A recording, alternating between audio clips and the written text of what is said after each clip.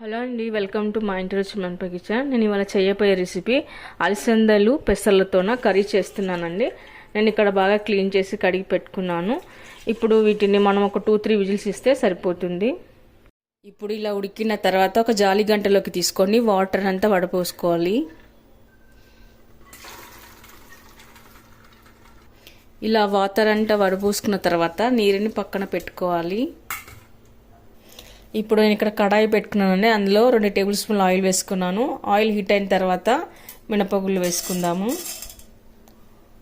ఆ తర్వాత ఇప్పుడు కొద్దిగా జీలకర్ర వేసుకుందాము. జీలకర్ర వేగాక కట్ చేసి పెట్టుకున్న ఆనియన్ ముక్కలు కూడా వేసుకుందాము. ఆ తర్వాత కచ్చా పచ్చగా దంచి పెట్టుకున్న 4 వెల్లుల్లి రెబ్బలు వేసుకుందాము. ఆ తర్వాత ఇప్పుడు కొద్దిగా కరివేపాకు కూడా వేసుకుందాము. ఆ తర్వాత ఇప్పుడు కొద్దిగా పసుపు వేసుకుందాము. ఆ తర్వాత ఇప్పుడు బఠానీ వేసుకుందాము. ఆ తర్వాత ఇప్పుడు సన్నగా కట్ చేసి పెట్టుకున్న క్యారెట్ వేసుకుందాము. ఆ తర్వాత ఇప్పుడు కట్ చేసి పెట్టుకున్న టమాటా ముక్కలు వేసుకుందాము. ఆ తర్వాత ఇప్పుడు కొద్దిగా సాల్ట్ వేసుకుందాము. ఆ తర్వాత ఇప్పుడు 1 నిమిషం పాటు ఇప్పుడు కాస్త మగ్గిన తర్వాత మనం పెసర అలసందలు వేసుకుందాము. వేసాక ఒకసారి బాగా కలుపుకుందాము. ఆ తర్వాత ఇప్పుడు కొద్దిగా కారం వేసుకుందాము. మీకు ఎంత కారం తింటారో అంత చూసి వేసుకోండి. తర్వాత ఇప్పుడు ధనియా పౌడర్ వేసుకుందాము. వేసాక ఒకసారి బాగా కలుపుకుందాము.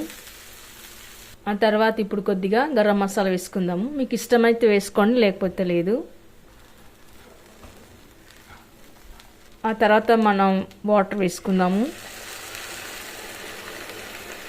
పప్పులు ఉడకబెట్టిన వాటర్ ఉంది కదండి, అదే వాటర్ వేసుకుందాము.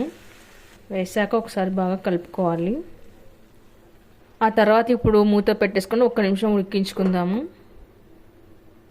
ఇప్పుడు ఫైనల్గా ఉప్పు చూసి వేసుకోండి. మీకు ఎంత కావాలో అంత చూసి వేసుకోండి. ఇందాక వేసుకున్నాం కదా, ఇప్పుడు చూసి వేసుకోండి.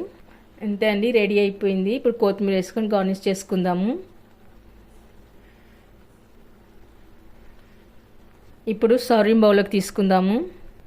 ఇంతేనండి, ఎంతో సింపుల్గా హెల్దీగా ఉండే పెసర్లో అలసందల కర్రీ రెడీ అయిపోయింది. ఇది రైస్లోకి, రోటీలోకి, చపాతీలోకి, పుల్కల్లోకి చాలా బాగుంటుంది. మీరు కూడా ట్రై చేయండి. మీకు ఎలా కుదిరిందో కామెంట్స్లో పెట్టండి. లైక్ చేయండి, షేర్ చేయండి.